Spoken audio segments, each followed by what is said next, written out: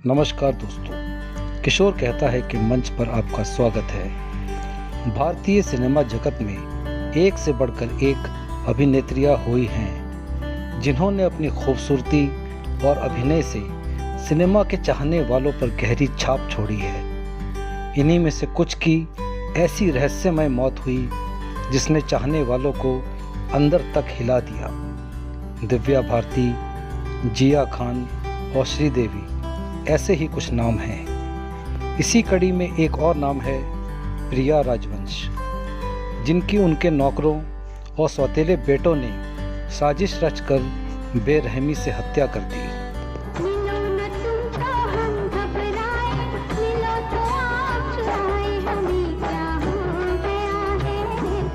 प्रिया राजवंश, जिनका असली नाम है वेरा सुंदर सिंह।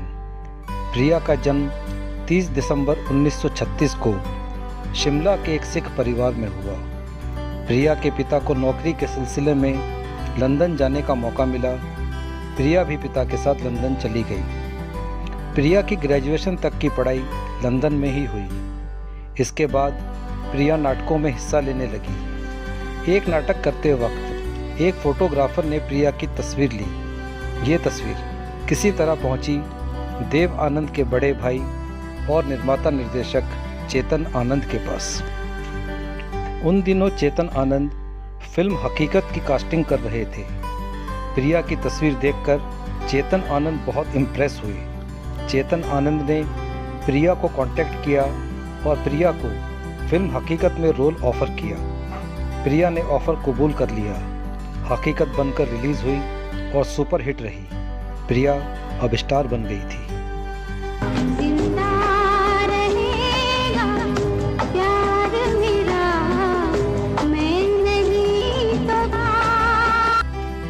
कहा जाता है फिल्म हकीकत की शूटिंग के दौरान ही प्रिया और चेतन आनंद करीब आए। यूं तो चेतन आनंद शादीशुदा थे और 2 बेटों के बाप भी थे, लेकिन अपनी पत्नी उमा से उनका अलगाव हो चुका था।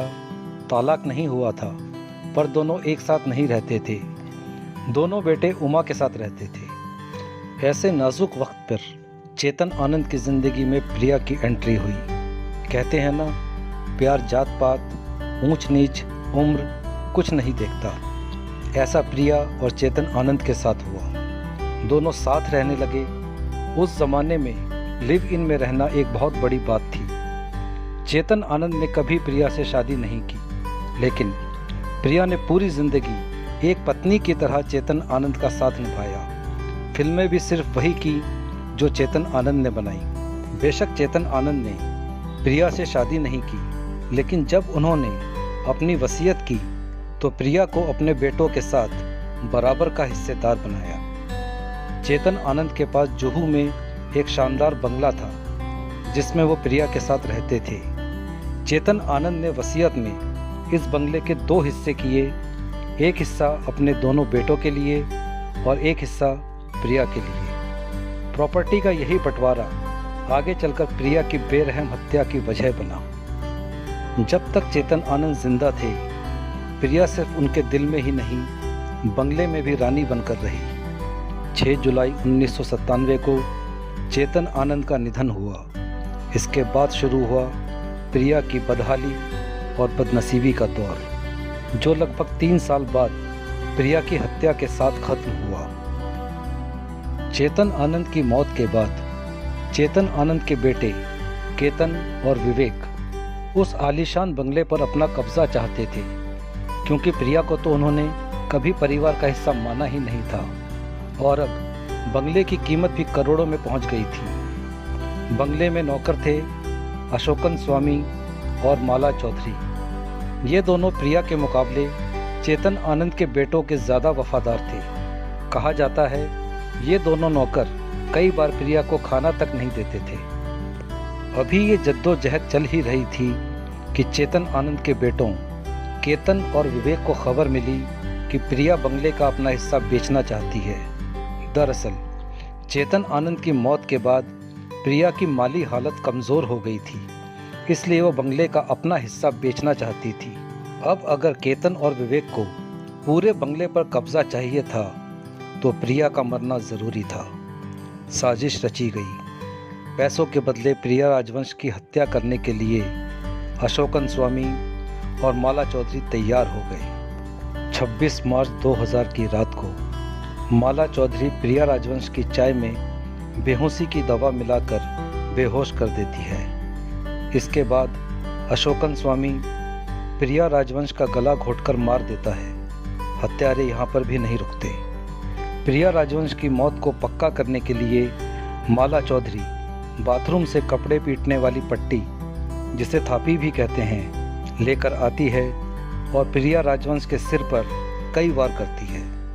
27 मार्च को जब प्रिया राजवंश की हत्या की खबर आती है तो सिर्फ मुंबई ही नहीं, पूरा भारत सकते में आ जाता है। चेतन आनंद के बेटों और नौकरों के द्वारा पहले तो प्रिया राजवंश की मौत को हार्ट अटैक बताकर रफा दफा करने की कोशिश की जाती है, लेकिन पोस्टमार्टम रिपोर्ट से गला घोंटे जाने और सिर पर हुए वारों की पुष्टि हो जाती है। शक के आधार पर अशोकन स्वामी और माला चौधरी की गिरफ्तारी होती है और पुलिस की पूछताछ से दोनों टूट जाते हैं। अशोकन स्वामी और माला चौधरी के बयान के आधार पर केतन और विवेक को भी गिरफ्तार कर लिया जाता है।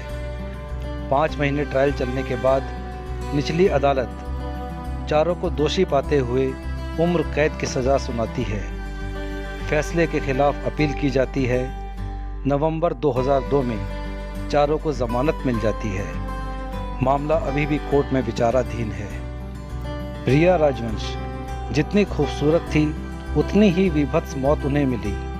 उनका कसूर ये था कि वो एक शादीशुदा आदमी के साथ लिव इन रिलेशनशिप में रही।